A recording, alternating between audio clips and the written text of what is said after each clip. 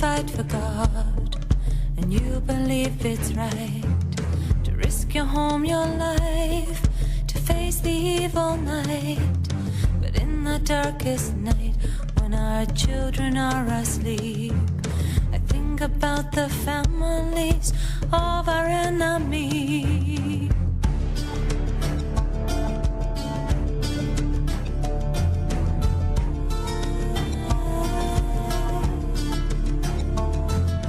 Do they feel the same, believe in their own truth? They must love the children as fiercely as we do. We all share one thing, our hearts were given from above, and the only thing worth fighting for in this world is love. On and on through the years, the war continues on. Why can't we see the truth? We are all one.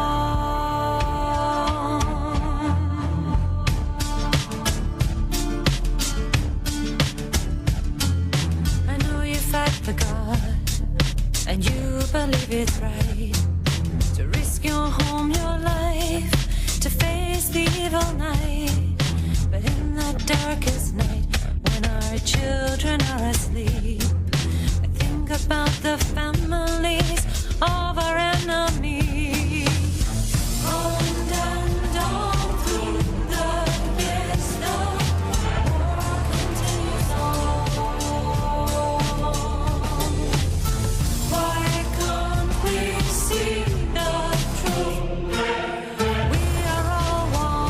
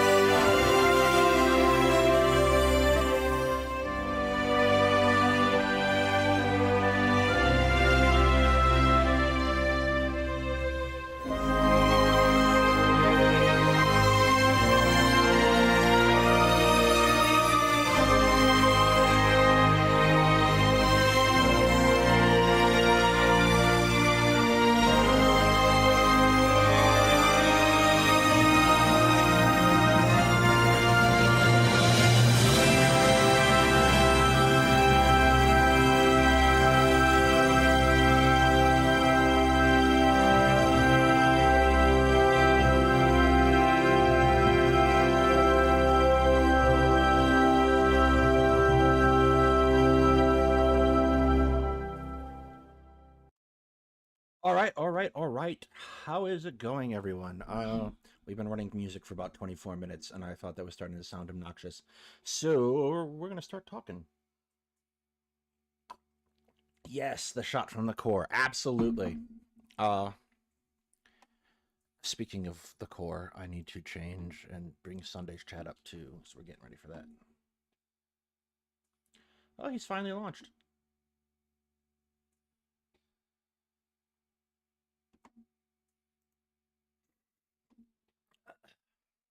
So yeah.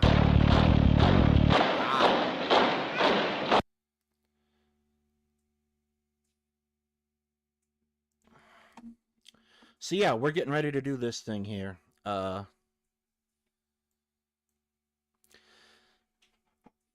Somewhat last minute, and I figured I am going to watch this, so I might as well stream it. And if Sunday is going to do it, and I'm not doing anything else, I might as well join him. So we should be joining President Sunday in short order, and possibly Brooks. So it's an all-star cast. Uh, yes, Destiny does sound bad. Can I help?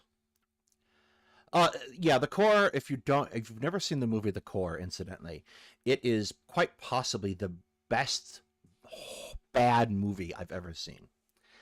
And it was that early aughts, or at that point, The Core, I think it was 2006, mid aughts, disaster movies that were really popular, like in the late 90s, like Armageddon and Deep Impact. And The Core was designed around this concept of what happens if the thing that's going to destroy the planet is the destruction of the planet's core, which is a difficult prospect for us to like make a movie around, because the planet's core is fundamentally unreachable by humans. You'd be crushed uh in most sets of circumstances. And the movie acknowledges this in kind of this fantastic way. It has this very cliche tropey scene where there are a bunch of scientists sitting in a room with generals talking about what's happening, like why the planet is destabilizing and like going to destroy itself. And they're like, yeah, there's the planet's core. When it stops spinning, we all die. And uh, and then there's this great cut, like this great editing cut, where they go, yeah, we can't get to the planet's core, and we don't even know if we can restart it if we could. And then there's the smug American professor goes, yes, but what if we could? Cut to black, and then it feels like the movie is acknowledging at that point just how bad it is, right? And and then it picks up immediately with, well, uh, here is our bullshit solution to get to the center of the planet's core that's literally made of unobtainium. And like, it's such elegantly bad writing that you can't help but be impressed. And anyway, the weapon that was designed in the movie to that caused the problem in the first place is called Project Destiny, um, from which this screenshot was grabbed. I believe, yeah, I did show this movie once in a VC as a movie night thing. I can probably be convinced to do it again because I'm always down for the core. But that said, how is everybody?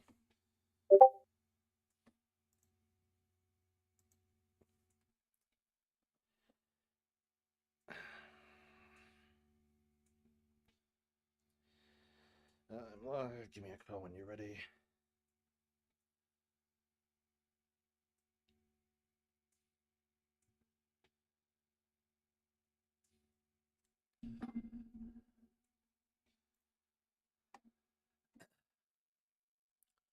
Well, if no one says anything, I'm just going to assume you're fine.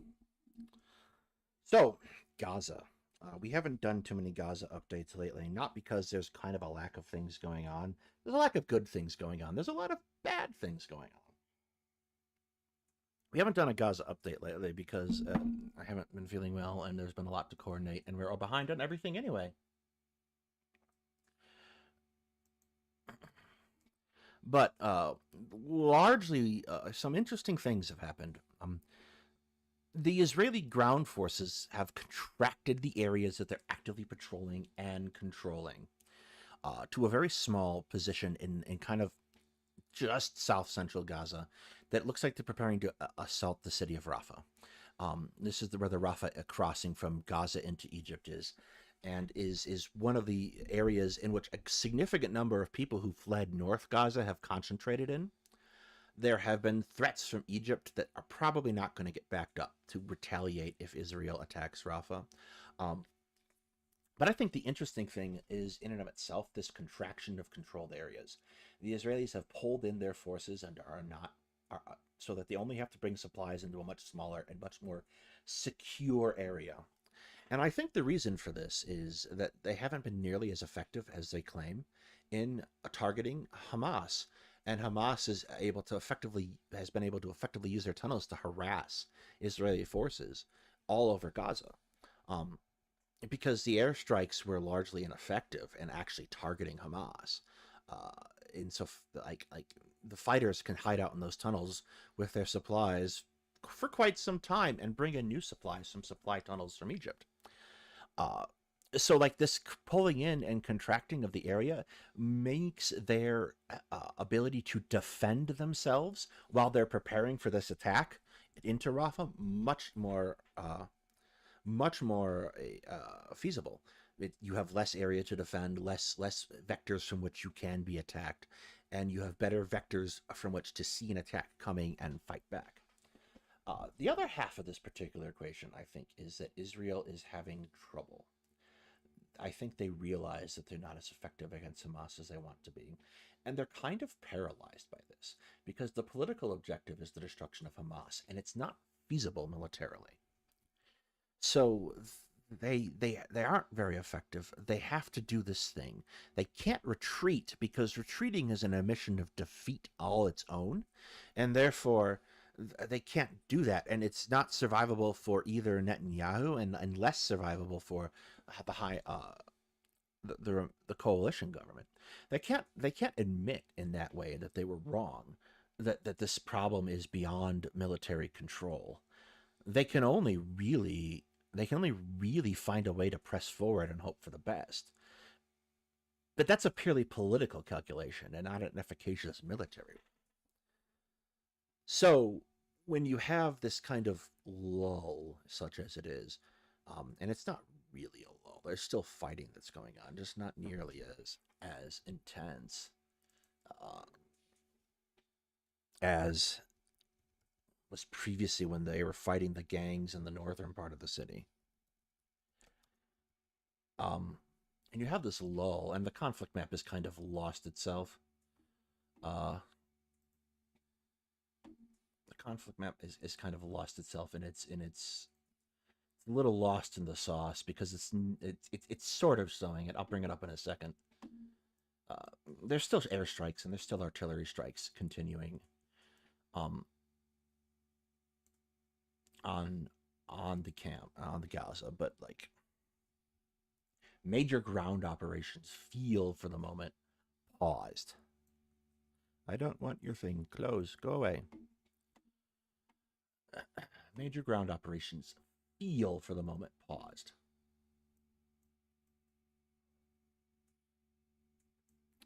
So here is the city of Rafah, and there is, you can see, a refugee camp.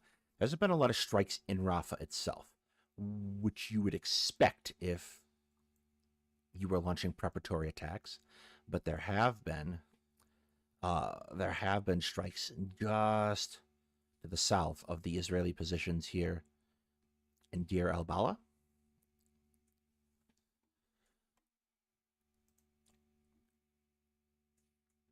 And you can see there is significantly fewer, and there's a good concentration of strikes in Gaza City.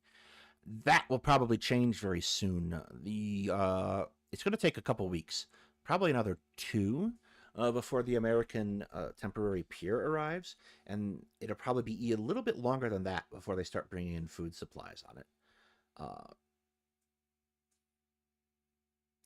because it's going to take a while to get security set up. And Gaza City is you can see the Israelis have pulled back to around Gaza City. They've surrounded it, but they don't control Gaza City proper, which is why I think they were having a lot more trouble with the Hamas than they let on.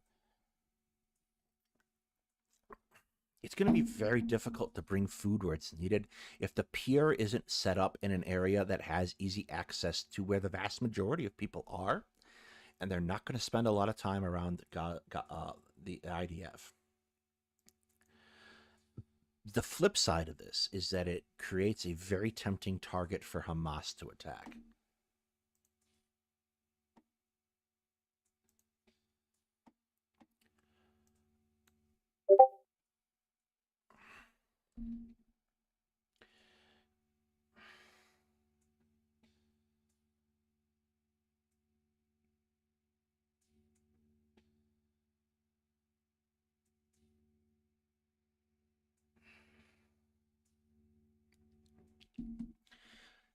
Yeah, I think we have about another 10, 20 minutes before somebody gets here.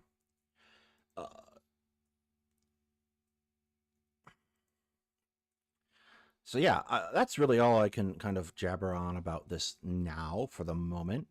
A lot of the mechanics that I talked about previously with the commander haven't really changed. We're still looking at roughly the same situation insofar as my concerns about the degree to which Israel is engaging in good faith about limiting civilian casualties seems to be very low. I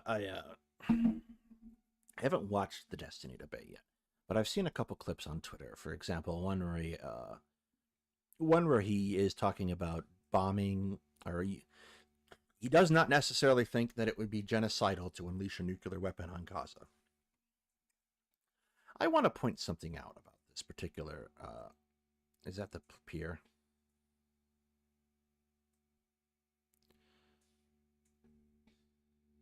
A Spanish aid ship. Okay, they're trying to get in on their own. Yeah, I kind of want to point out something about Gaza. Gaza is very small.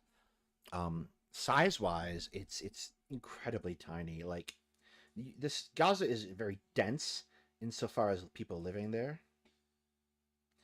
But like it's only 141 square miles. Any nuclear weapon that you would use efficaciously is going, in this particular case, to be a ground burst weapon, which means it's going to hit the ground and explode and throw up. And that's the kind of bomb that throws up fallout, takes up a whole bunch of dust and makes it radioactive and dumps it out. Any weapon that you use in the vast majority of Gaza, it's not about the size. Yeah, it's the motion of the ocean. Any weapon you use that way in Gaza is almost inevitably going to float back onto Israel, which makes it stupid in the extreme. To do something like that, just off the top of my head. But by the same token, Gaza's not very large. There are only about 5.5 million Palestinians worldwide, and they are. I don't want experimental AI features. Go away. They are, well, a not insignificant number of them, about 2 million minus 30,000, are here in Gaza. Any attack on Gaza with a nuclear weapon would be a fairly dramatic, but I think clearly intended as a genocidal act. You're taking out a significant chunk of the Palestinian population. You are annihilating it because they're trapped in a small area. Those who aren't going to be trapped after the bomb explodes are going to die very quickly to exposure and a complete collapse of an already collapsing system. And like you pair that with like closing off the roads and the aid coming into Gaza, which we are. The other thing is like Israel will claim, yeah, we're letting aid trucks in after we inspect them, but like they're not letting enough food in. They're excluding a lot of needed medical equipment and supplies under the heading that it could be used by Hamas. Which is causing a second problem now that we are trying to remedy with airdrops, which are insufficient, are going to be insufficient because there's not enough cargo capacity to effectively provide food. Gaza is facing a famine that's largely engineered by the Israelis closing off these access and these aid convoys. So, and a famine that's not really going to be remedied by the airdrops or the installation of the pier. So this whole situation is not tenable.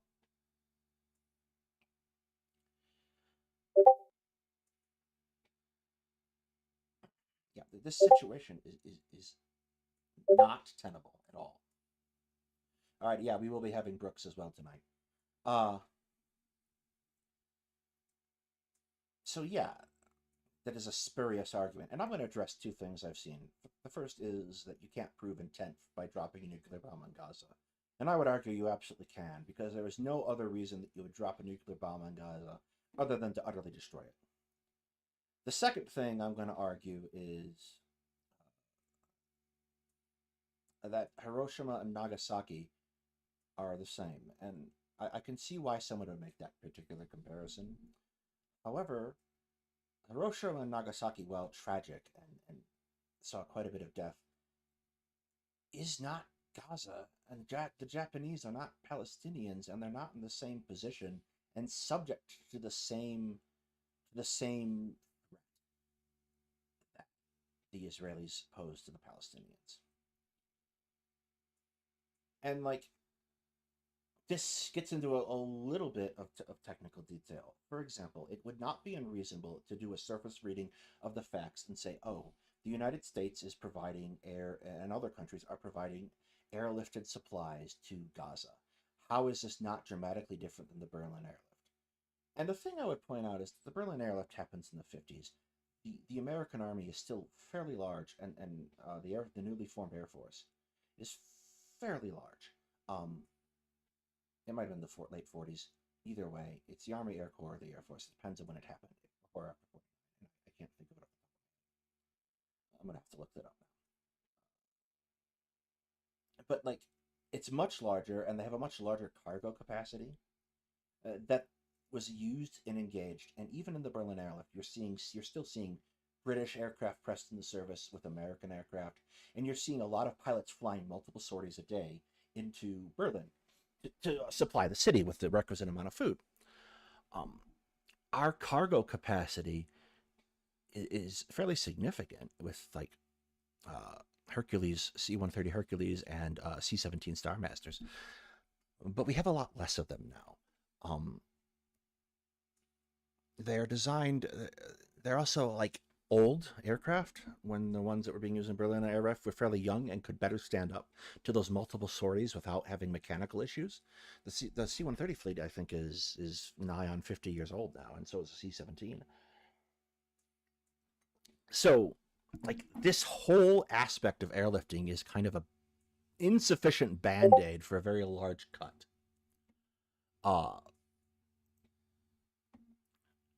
And it's just different. Like, the time is different, the understanding is different. I hesitate to drag up the chart again, but context and change over time, very important concepts. Very important concepts when talking about this. Berlin airlift. Yeah, my coffee's getting cold, but the edible's starting to kick in.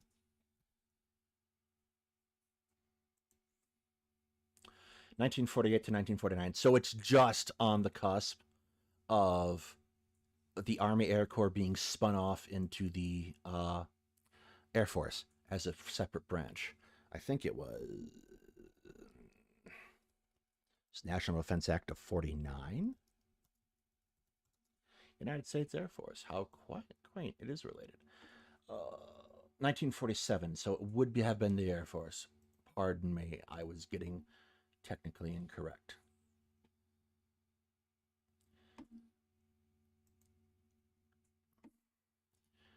All right, let's eat this.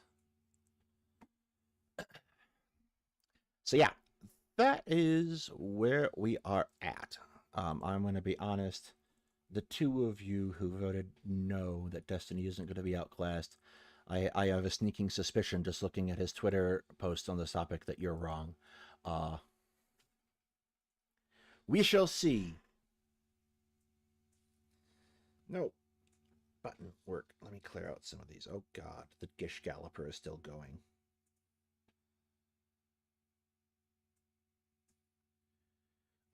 Richard's involved.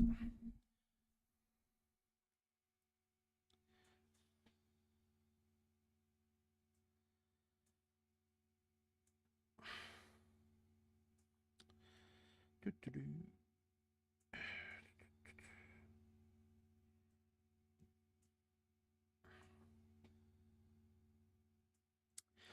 I guess while we're waiting, is if anyone has questions, shoot them at me, and I will do my best to answer them, or take them down to find someone who can answer them if I'm unable. Other than that, we are fully involved here.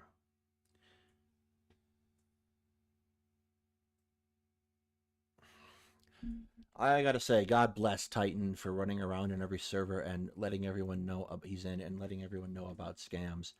Uh,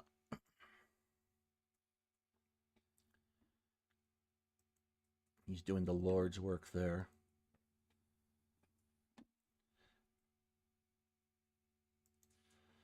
I guess Sunday's doing SCPs. I haven't watched. I've been busy the last couple days. I haven't watched it, but if he's doing SCP breakdowns, that's gonna be fun. I enjoy SCPs.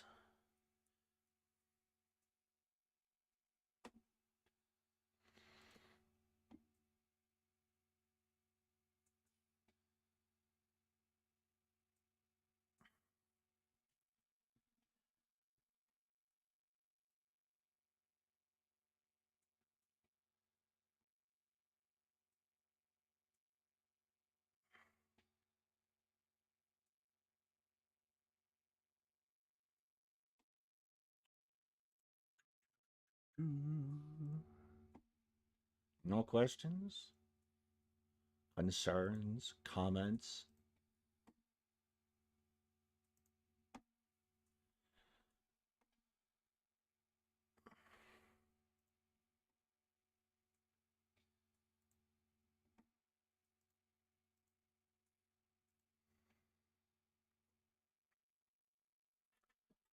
Well, if no one has questions, concerns, or comments, I'm probably going to disassemble for a little bit while we wait.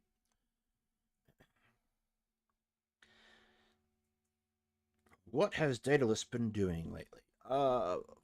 Classified France 44, fun game. Not working on stream very well and needs to be patched fairly significantly. Not because it has game-breaking bugs, but mostly because it has some super irritating bugs. We're waiting for President Sunday and Brooks. Not because it has super irritating bugs. For example, one of the characters, every once in a while, when doing a certain action, if you complete the action successfully, you lose the UI, and you can save the game and reload it, and you get the UI back. However, so if you like turn-based tactical shooters, Classified France 44, I highly recommend. I have like 4 missions left in the campaign until D-Day happens. I might knock that out late tonight after this. After probably not on stream. I'll probably come back to that game. A, once DLCs drop because I bought the season pass, and B, when they get it patched so that it doesn't bug out on OBS. Other news, I keep intending to pick up Ultimate General Civil War and carry on, and it will happen. I'm just slow.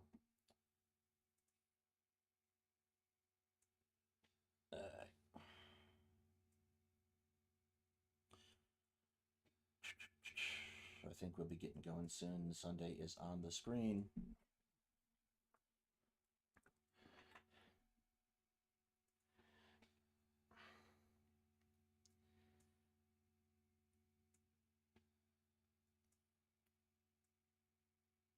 Let's double check. No one has come into the EC.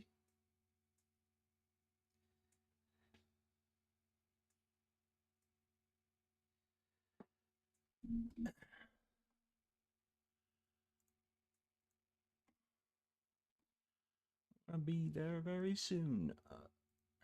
Well, I can do separate tabs and turn them off. Okay. You'd never know it that I used to use DOS back in the day. Not for my streaming performances.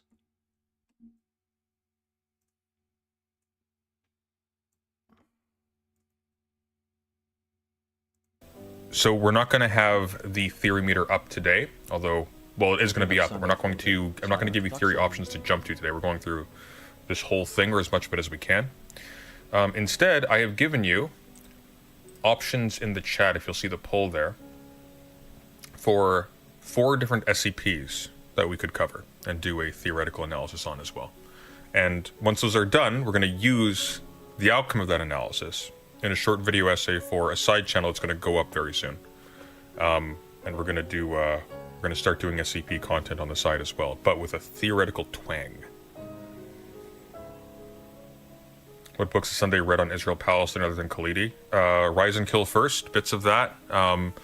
It's been a hot minute. A lot of textbooks and essays from university. I had a professor who was a big Middle East guy. The Palestinian Hamas by Michelle Ancela, sorry. I forgot their names. I forgot it was actually 2 authors. It's been a hot minute. What else we got here? Shoot. Obviously bits of many Finkelstein. Moons ago, I had a course on Israel and Palestine. They've done a few things, mostly papers.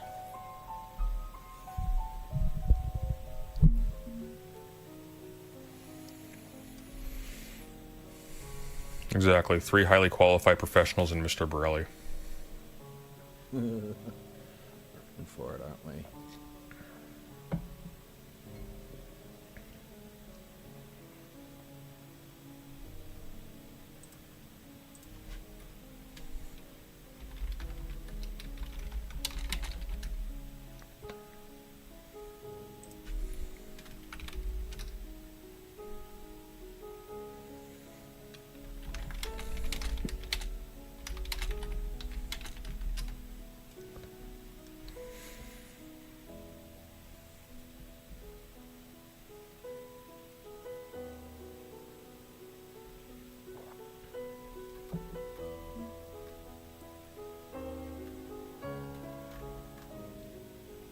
How did Destiny even get there? He's buddies with Lex Fridman, who's dumber than he is.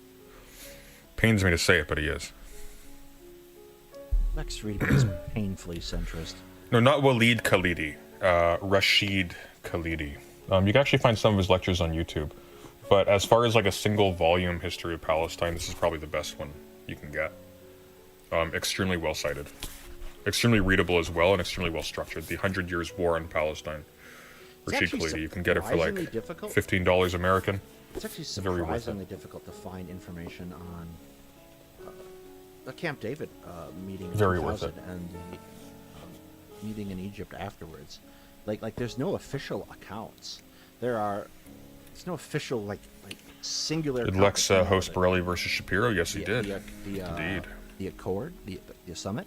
There is a multitude of accounts from the Palestinians, the Americans, and the Israelis, which has made this research. Ilan Pape is good as well. I haven't read Ilan Pape, but I've heard good things.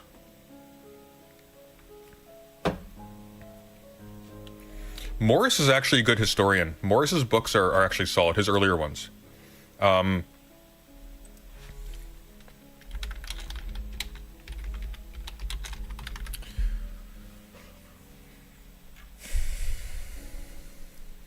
I think, like, don't get me wrong, like, I'm on Norman Finkelstein's side in this issue, but he's kind of a kook. He is a kook. Not so much on his Palestine scholarship, but just in how he comports himself, and it's really frustrating. He's actually really embarrassing outside of his Gaza coverage. He's like a pro-Russia Mearsheimer buddy. He's anti-trans in a similar way to Jordan Peterson. The leaks that just came out were pretty embarrassing. He referred to immigrant neighbors as apes, and they were making too much noise for him. So, like, I have no love for Finkelstein. As far as I'm concerned, whoever wins here, we lose. Except for this Rabbani guy. This Middle East analyst that's also in the debate, Finkelstein's debate partner. I had never listened to him speak before. He is fantastic. He is sharp. Really sharp. I'm looking forward to more of him.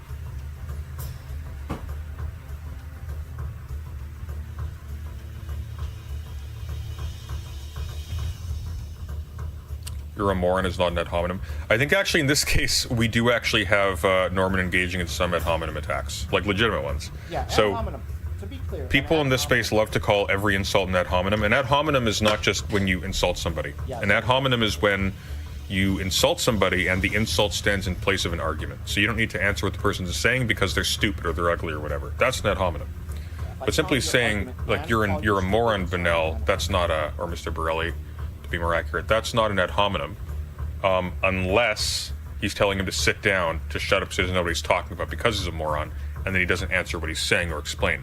Now, sometimes an ad hominem can be justified if your goal is to show contempt and the person is saying something that would actually be not worth addressing. I would be, from what I've seen of this debate, and I've seen a few bits of it, Finkelstein goes overboard. He did not look good to my eyes. I think his side did well. I think Stephen's side looked very disingenuous and frankly underprepared. But I don't think Finkelstein looked good for most of it. I think a lot of people are saying it was a clear win. I don't think so. I think it was still an embarrassing showing for Stephen's side, but that doesn't mean it was a better showing for Finkelstein. But we'll see. I haven't seen the whole thing from start to finish yet, so maybe my opinion will change. Rabbani has to grab him to get him to shut up. Yeah, I saw that. See, Rabbani's a professional. Rabbani's the only one that actually comports himself like an academic. I really liked his performance. He was really good. That's the actual take. That's the grand benefit of this debate for me, is I discovered Rabbani, and I'm really happy about that. It's given me a second wind because I was so burnt out on the Palestine issue. Like, just so burnt out. Like, I got to the point where I just couldn't, like, read stuff on it anymore. It's just like, this is just depressing. P.S. What's your poison? I am having a strong, locally produced beer, and it is very good.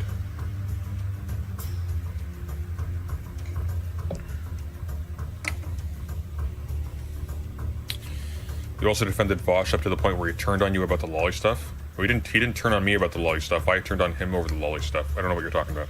That's weird. I also haven't defended Vosh that frequently. I've said I think Vosh is a decent guy amidst actually critiquing him. If you go onto his Reddit and you look up President Sunday, there are not glowing endorsements there. Okay, I did not play buddy-buddy with these people. So, I'm sorry, YS, like, you just haven't been paying attention, which is fine. You don't have to pay attention to this. Unless you're gonna, try to accuse me of something. You said you were threatening him? Who was I threatening? YS, I'm gonna give you the option of coming into VC and explaining this, or you're banned. God. We don't need crazy people.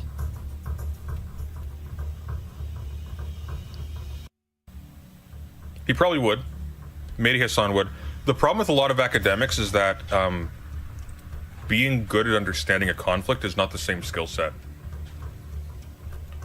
as winning a debate live. This is one of the things that Finkelstein struggles with, because Finkelstein speaks very slowly and is very easily angered. And Destiny is very good at what they call holding frame, right? So, about to hit it. okay, it looks like Brooks is ready to go, so we'll get this rolling. So we'll add Daedalus to a group DM. Let's turn off the sound that I'm about to be on. Uncover the camera.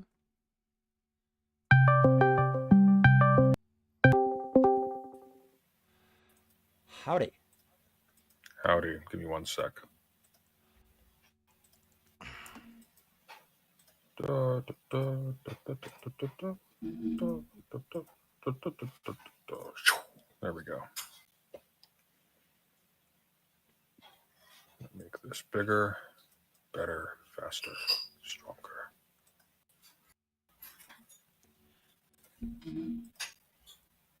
There we go. Alrighty. Once again, there's this amazing thing in OBS called scenes that you can pre-create this, and you can have it set so you hit one button and it just does all this. So your audience doesn't have to sit and watch. I'm just mentioning it's kind of an amazing piece of technology and software that exists. Sure, but that You know implies what? my competence. I don't need to have you both on camera. Actually, your hovering voices will be fine enough.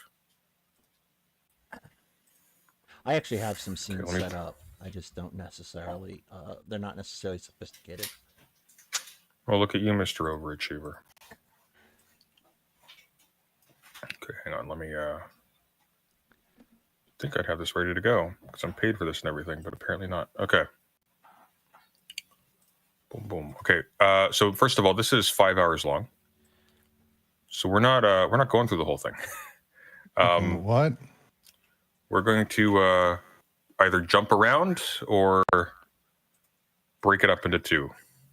Yeah, I only saw clips, but 5 hours. It's might be much. it's a monster. Do you have any idea about what parts are the best? Because I'm actually keen to hear a good deal of this. So he's the only, not him. Everyone else I'm keen to hear. Well, almost everyone, whatever. Who cares? This gets funny, but it's also pretty solid. By the way, Brooks, once again, I'm so sorry you're echoing me. God, motherfucker. That's okay. I got it. All right, take your It's time. fixed. Cool. Okay. Well,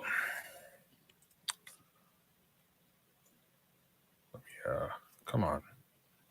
I hate Chrome so much. Okay. Here we go. This is the Israel-Palestine debate between Finkelstein, get your dirty paws off me, you damn dirty ape, and no, sorry, it's Norman, get your dirty paws off me, you damn dirty ape. Finkelstein. There we go. I was listening to his first name. Do you know much about Benny Morris? Yes, I know a little bit. So he's one of the they're called the new historians.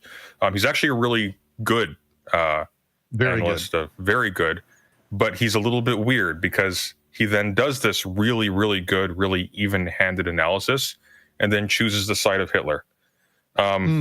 It's humanity is complicated. People are complicated. A lot of his best work, I mean, I think all of his major pieces that people use, generally speaking, was before the sort of 2000s when things really started going south a sort of second time. Yeah. And that change that happened in the 2000s is like, Well, and he kind of went doesn't say nuts. in Israel, and this has sort of shifted again. Time is fascinating in this way. Yeah. But he started to see that people in Palestine, who he was very even-handed with for a long time, starting to be very okay with civilian targets, like being okay with people suicide bombing or shooting or killing Israelis, like civilians. Yeah. And this shifted him significantly. Well, he became essentially fatalistic. Like he started to treat them as like an unruly element that had to be kind of just controlled. He became very utilitarian. Yeah, it's and with a very specific set of views about what that means. That's a polite way of putting it, but he's not just utilitarian. Like he's also he's gone into like the radical, almost like the weird to say because Mearsheimer and Finkelstein are friends, but like into that territory of like, no, the humanitarian thing is to deploy our heaviest ordnance against Iran preemptively or stuff like he's kind of Thorian. Like it's a mistake to think that are phenomenal. His book on Righteous 1948, yeah, it's incredible. It's amazing. Yeah. I've read bits of it years liked ago him for a long time, and it's it's been worse, I think, over time as he's slowly gotten more and more radicalized. It's weird. It's weird too because he's actually one of like he's responsible for a lot of like these really solid Israel critical historians popping up. Like they took a lot from his work, and he just kind of lost the plot. I think because he's by training a historian, and he's not really like he's not the reflective type. is how I would probably put Well, it. Like he's a bit of the reason he's so popular amongst the sort of hard right, especially now, is that for a long time he was seen as sort of the center left of Israel. Like in the 90s, there was no one who was pro-Palestine. Like that's not really a thing that existed as a set. So he was as close as you kind of got to that. And so when you'd read like old articles or interviews with him, he very much had a lot of sympathy and sort of played that more lefty, not right. But as he's made the move, he's become that why I left the left kind of personality where it's like, see, even he used to really defend the Palestinians. And now look at the way he is. Even he understands. And so it's that reality. It's Tim Pool. It's even what Destiny's doing now. Like it's literally just like, yeah, I was a progressive, but then I realized the left went too far. It's the same shit. It's just a different arena. More sort of. I know it's like it's a really old dynamic. It's the same reason he's in the position he's in because he witnessed people he cared about get murdered by radicals. No, absolutely. I'm not talking about like why. And someone else is angry because we care about having more than two genders. It's not quite the same thing. I'm hesitant to equalize that. Sure, yeah, but I'm specifically talking about like why he's received so well by people on the right despite his history. Yeah. It's tough. Yeah. All right.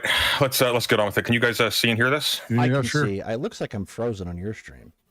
No, you're not anymore. You're good. Okay, there we go. Yeah. Ready to roll? Yeah, I'm good. Okay, sweet. That's a good point.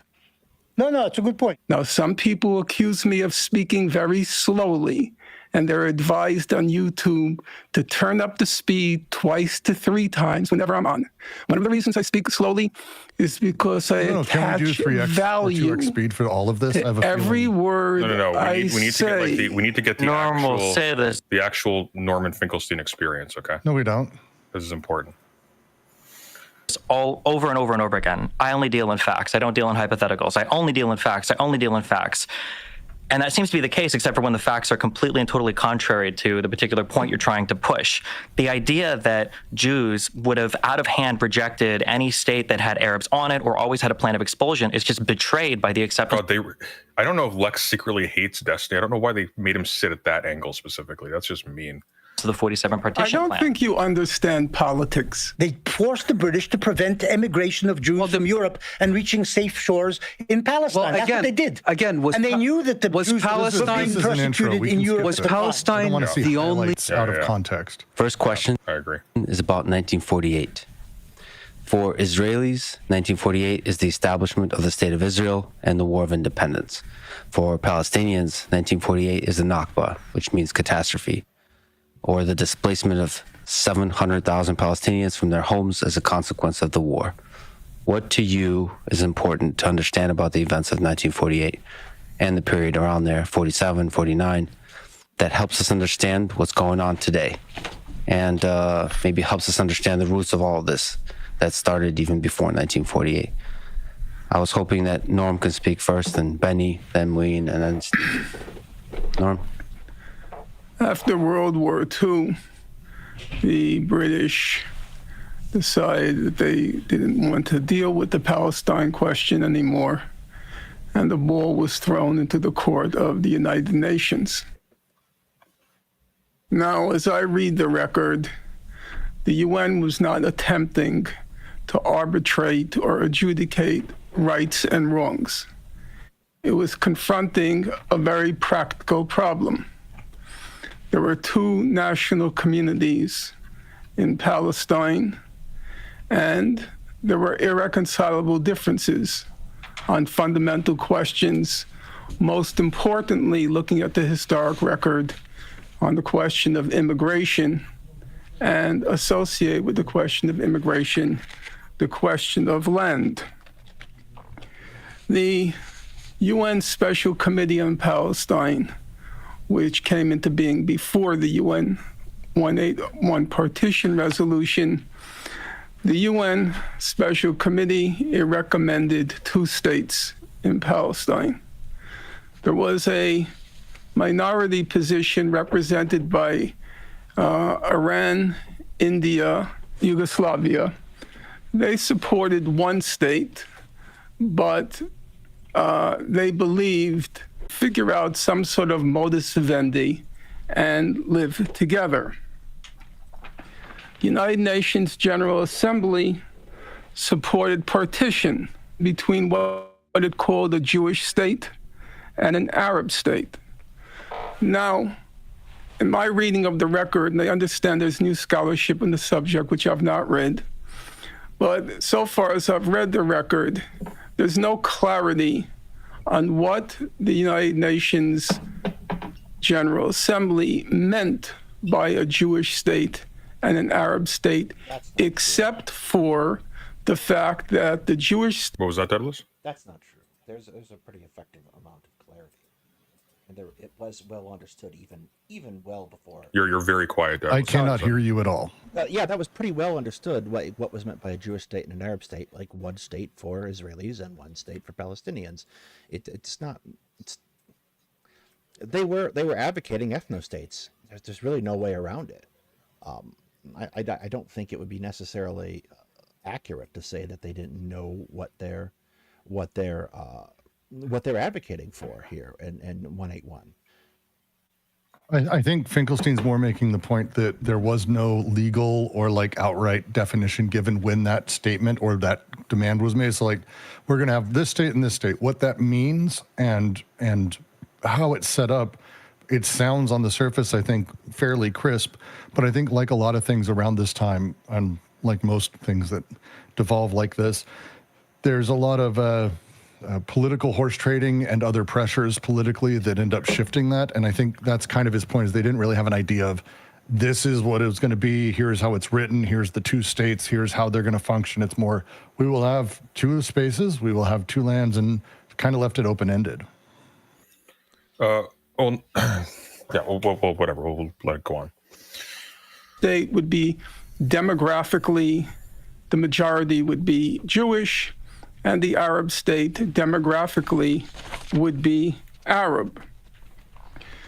The UNSCOP, the UN Special Committee on Palestine, it was very clear, and it was reiterated many times, that in recommending two states, each state, the Arab state and the Jewish state, would have to guarantee full equality of all citizens with regard to political, civil, totally down to, like, and skip religious parts of this. matters. Like, do we want to, like, I'm going to ask, because this is 5 hours, and I want to more. We'll let it carry on. If it like drags at the beginning, like if there's just Finkelstein no, only drags at the beginning. yeah, but he's almost done. The other guy's going to talk in like. All right, I'm here. I'm just ready for. I understand. Don't worry.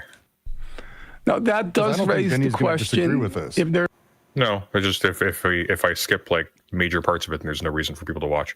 there's absolute full equality of all citizens, both in the Jewish state and the Arab state, with regard to political rights, civil rights, and religious rights, apart from the demographic majority, it's very unclear what it meant to call a state Jewish or call a state Arab. In my view, the partition resolution was the correct decision. I do not believe that the Arab and Jewish communities could, at that point, be made to live together. I disagree with the minority position of India, Iran, and Yugoslavia, and that not being a practical option, two states was the only other option. In this regard, I would want to pay tribute to what was probably the most moving speech at the UN General Assembly proceedings by the Soviet Foreign Minister Gromyko. I was very tempted to quote it at length, but I recognized that would be taking too much time.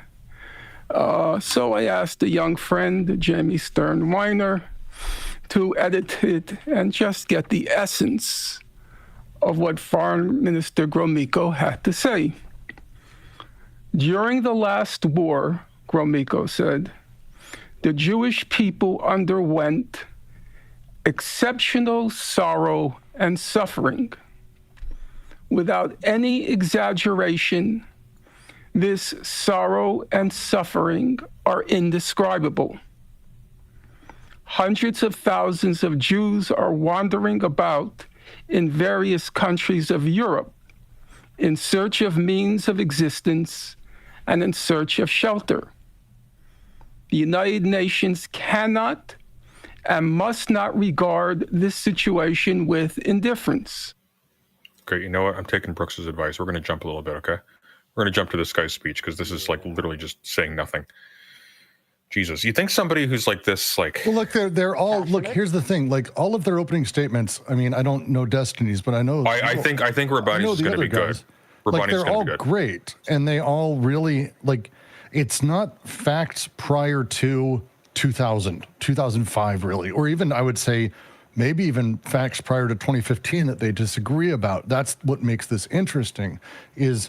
it's not really facts at all for the most part. Exactly. What they disagree about is conclusions given the same facts. That's why the debate is interesting as a concept. Exactly. That's the part I want to get to. Like, I don't need to But it's just, dear God, like Finkelstein's whole bit is he's like this rules breaking, like maverick activist scholar. I why on earth has he not like voice trained or something? Because dear God, it's like this is because so here's the thing he has. You just have to remember, like, not because a lot of people shit on him for this, but the reason he does it is because very often what had happened for years is he's giving talks at college campuses to kids, basically.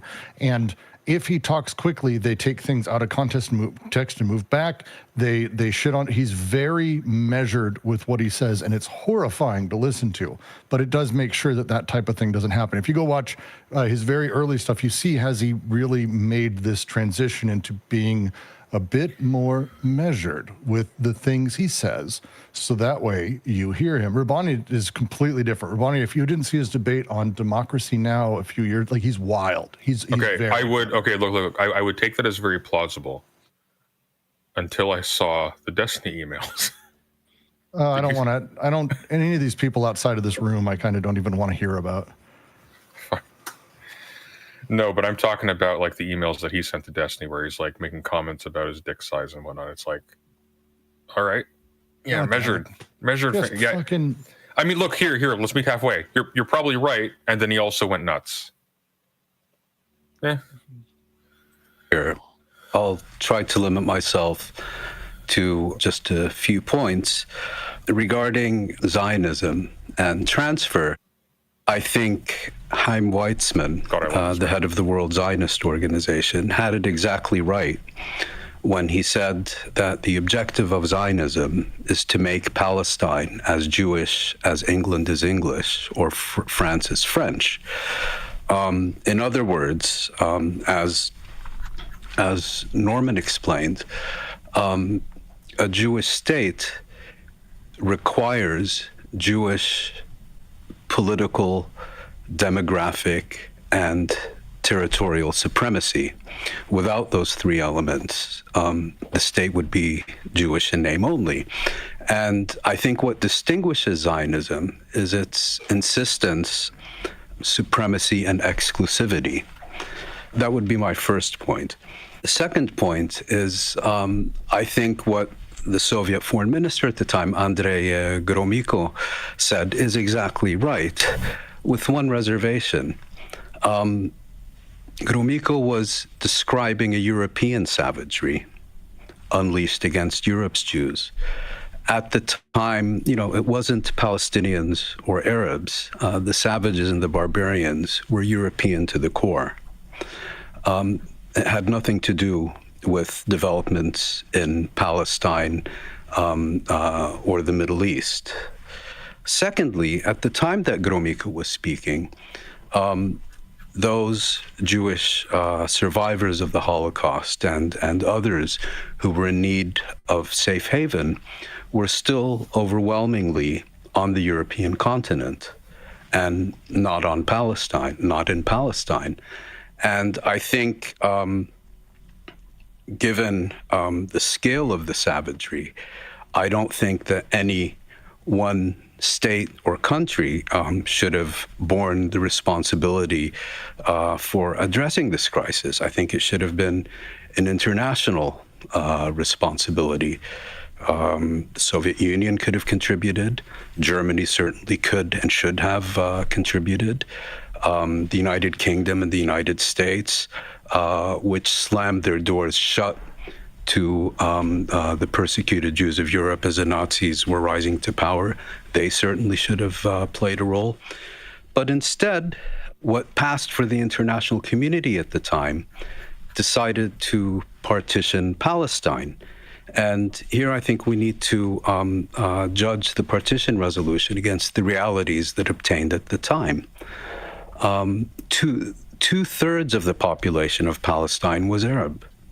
The Yishuv, the Jewish community in Palestine, constituted about 1/3 of the total population and controlled even less of the land within Palestine. As a preeminent Palestinian historian, Walid al-Khalidi has pointed out, the partition resolution, in giving roughly 55% of Palestine to the Jewish community, and I think 42% to the Arab community, to the Palestinians, did not preserve the position of each community or even favor one community at the expense of the others. Rather, it thoroughly inverted and revolutionized the relationship between the two communities. And as many have written, the Nakba was the inevitable consequence of partition, given the nature of Zionism, given the territorial disposition, given the weakness of the Palestinian community, whose leadership had been largely decimated during a major revolt at the end of the 1930s, given that the Arab states were still very much under French and British influence. The Nakba was inevitable, the inevitable product of the partition resolution. And one last point also about the UN's partition resolution is, yes, formally that is what the international community decided on the 29th of November 1947. It's not a resolution that could ever have gotten through the UN General Assembly today for a very simple reason. It was a very different General Assembly. Most African, most Asian states were not yet independent. Were the resolution to be placed before the international community today, and I find it telling that the minority opinion was led by India, Iran, and Yugoslavia, I think they would have represented the clear majority. So partition, given what we know about Zionism, given that it was entirely predictable what would happen, given the realities on the ground in Palestine, was deeply unjust. And the idea that either the Palestinians or the Arab states could have accepted such a resolution is I think, an illusion. That was in 1947. Leaving aside, by the way, that it's well known by this point that David Ben-Gurion was treating the acceptance of the resolution as just a preliminary to eventually expanding Israeli territory anyways. So there were reasons to be distrustful of it regardless. It was never going to be a settled thing, even if it was accepted.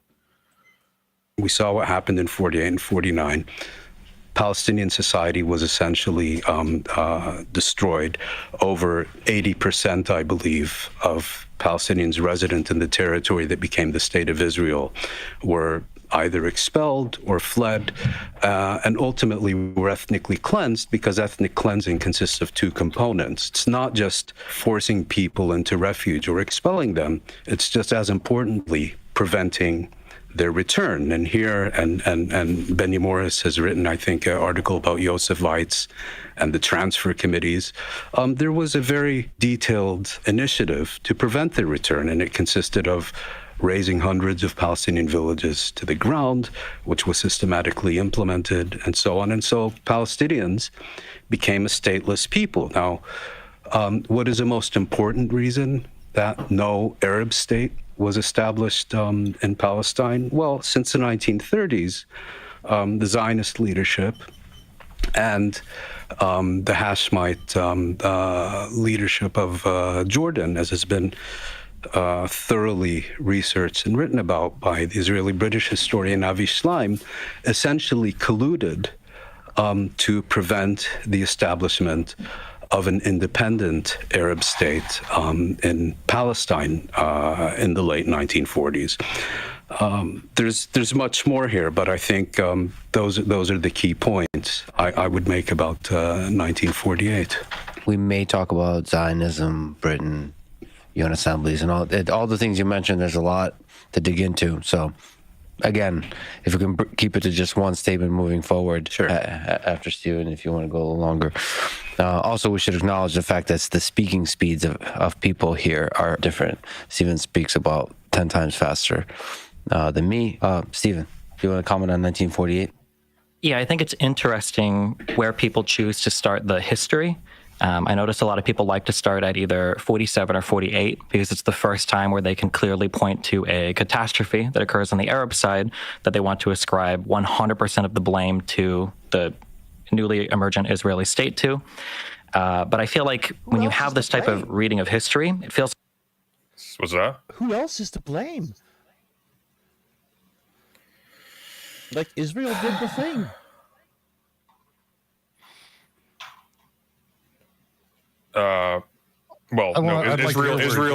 Israel didn't do the thing because Israel didn't exist then, right? Israel was established in 1948. Sure. So the expulsions and the villages being massacred started in 1947.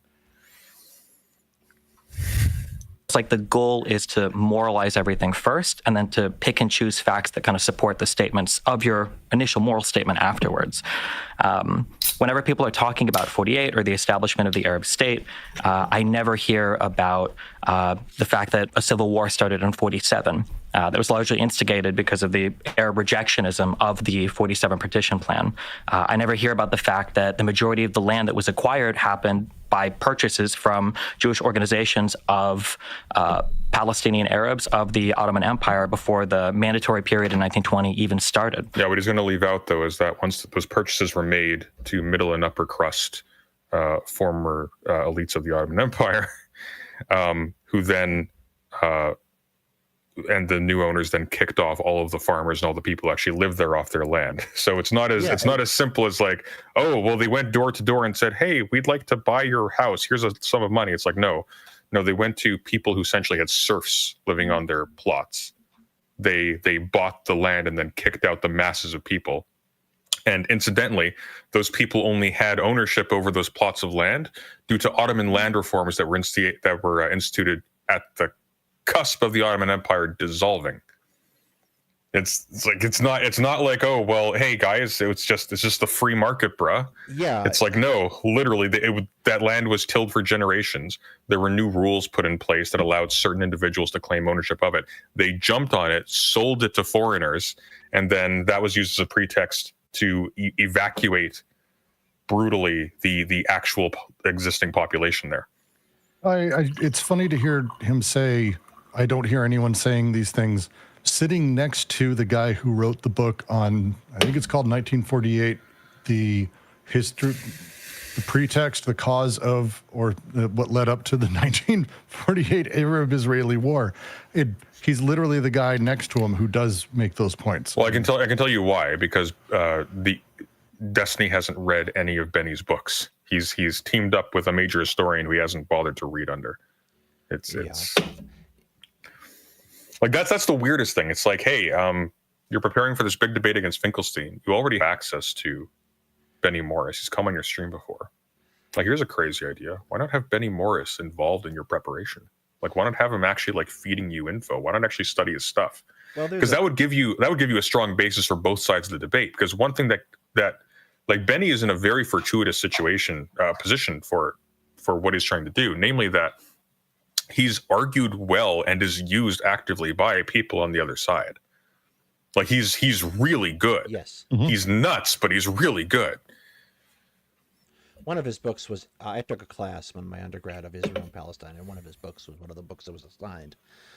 But the other thing I'd point out is I saw a tweet today from Counterpoints Connor, and he's like, "Yeah, every spare minute Destiny had on his the canvassing thing in Ohio, he was reading and prepping for this debate." I have a feeling that's not going to be a great tell. I talked to the people who have been struggling to get him to read, and I can tell you that getting him to read Norman's book was a struggle, and apparently he was not doing so actually all that carefully. The only book he's read that I'm aware of is the Schleim one, which is short. I think 90% of his notes are coming from Wikipedia. Which is like, there's nothing wrong with like using Wikipedia as a guide to like what to research, like just to get a sort of skeleton of like the issues at play. But the difference between Wikipedia and a book is that Wikipedia is not going to actually present in a nuanced and encompassing fashion that gets you into like the kinds of detail that only like an expert who's actually wrestling with this stuff for a long period of time will recognize.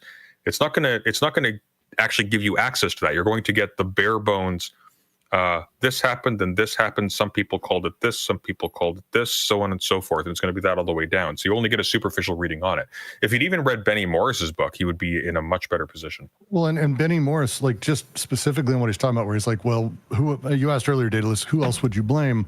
Actually, I think Benny would say there's a lot of actors who really had their hands in driving that, not just even Britain. Including Palestinian actors, by the way. Including other state actors that were in the Middle East, the Saudi Arabia, what would become like UAE types, like everyone else in the Middle East was fucking with them too and using them for the same sort, like this wasn't like a lone thing. The creation of Israel and the reason that the British kept everything there for so long was literally to gain control and hold on to Suez Canal for trade. And so that sort of thing, that's not a small thing to have over Egypt, for example. Egypt. You cut out on our end, Brooks.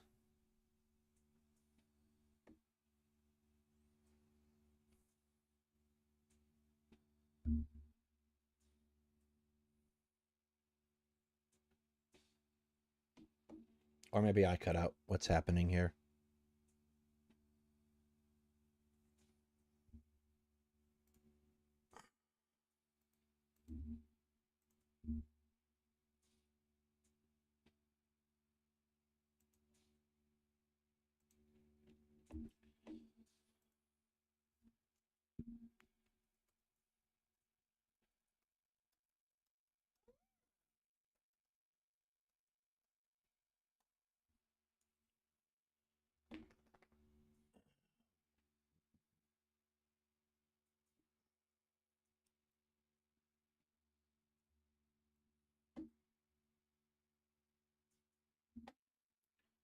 Okay.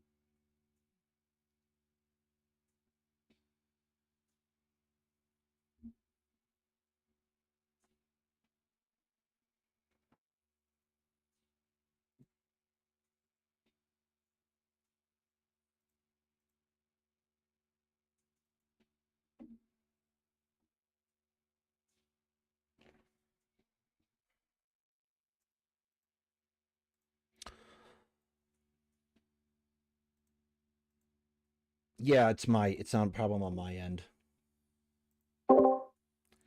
Hello? Nope.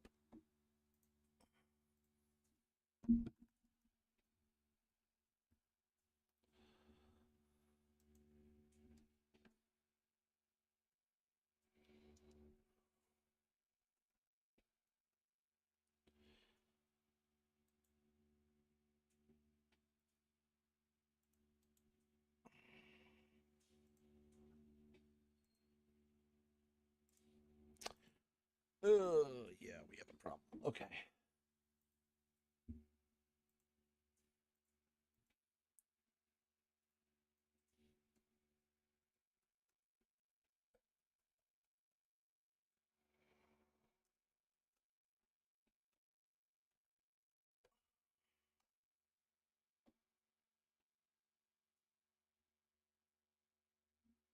I'll control delete.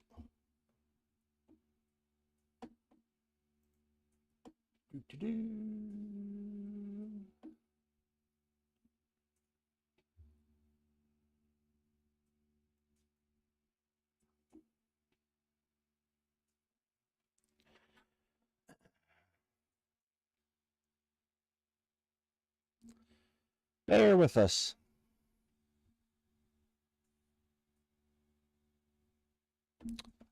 Come on. The task managers weren't working now.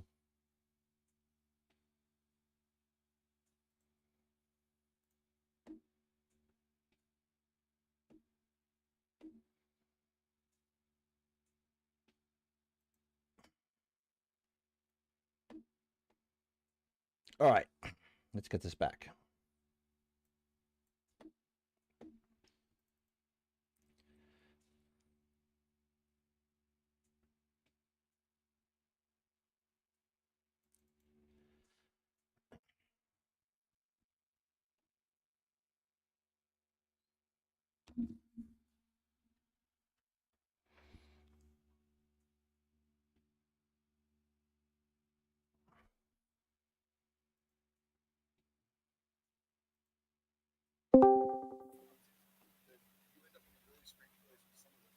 The smaller things are more political interest than sort of anything else. So, like everything else, it's Wikipedia is the starting place. It should be like It's a good starting place. It's an Encyclopedia Britannica. You don't go there for deep knowledge. You go there to start. You certainly don't go there as the basis for disputing the credibility of people who do have deep knowledge of this, who have been doing this for decades. 100%. And here's the thing, like, what frustrates me. Oh, Daedalus is back. Daedalus, can you hear us? Yes, I can. Okay, good. What frustrates me is that, like, there are things that if his goal was to take down Norman Finkelstein's credibility, there are things you could do. Not really relating to this so much, but there are ways you could go about this. And like the idea that somebody who literally could not recognize the geography of Palestine on a map, and who thought Erdogan was the president, the idea that he would just binge 100%. Wikipedia for a week. Frankly, the idea that he would study for 2 years and just assume that like he's up to snuff and is able to compete with these people is kind of absurd. I think it's the kind of thing where, again, it's completely possible. I don't want to discount any of that because, like, the reality is, it all depends on how you go into the setup. You're dealing with three people who are scholars. Like, these are literal scholars and academics in every way. And so if you're going in there as like I'm going to make points, like, to have the discussion, I think it's incredibly worthwhile. To say it lightly, I don't have the fucking background worthwhile. And I'm jealous of him being in the fucking room with these guys because I would ask so many fucking questions and I'd want to like poke the bear to see where they fight because I want to understand more. I think these guys are they're like, if there's two people I could see fighting and I would love to watch, it's people at this table. So it's, well, Rabbani, honestly, Rabbani and Morris more than anything. Exactly. Or Morris and Finkelstein, they hate each other, but like still the ability for them to disagree and how they do it, I think would be fascinating. Yeah, a lot of these people are, Rabbani and Morris are like preeminent in their fields. So top of the line. Yeah, both of them are. So even Finkelstein minus his excision from a lot of mainstream academia, and all his weird shit. Shit. Robin Page, thank you. Robin Page, thanks for the $5. All this rehashing of history to establish blame is unproductive. Yeah, shut up, Daedalus. Does anyone have a hypothetical proposal for an actual solution? Lots of people do. Nobody wants them. The solution is what South Africa did. It's the elimination of the apartheid state. It's the only way to do it. Well, or, the elimination of the other groups so you don't need to have an apartheid state. That seems to be the strategy so far. And before I was rudely interrupted by my guests, WikiGege, thank you for the $20 Canadian. I like what you do. That is all. Thank you very much. All right, let's press on. King Abdullah of Jordan was quoted as saying, the Arabs are as prodigal in selling their land as they are in weeping about it. I never hear about the multiple times that Arabs rejected partition, rejected living with Jews, rejected any sort of state that would have even had any sort of Jewish exclusivity. It's funny because it was brought up before that the partition plan was unfair, and that's why the Arabs rejected. Okay, before we press on, this is kind of important, so just bear with me a sec, okay? You're going to see what I'm doing here. but this is something I just want to draw everyone's attention to before we press on. Just bear with me. This will take one minute. All right. In the meantime, I'm gonna cut out my OBS and my stream because it's Do that. disastrous. Why don't you just join ours? Just send your audience my way and stream, and I will let you just steal the VOD.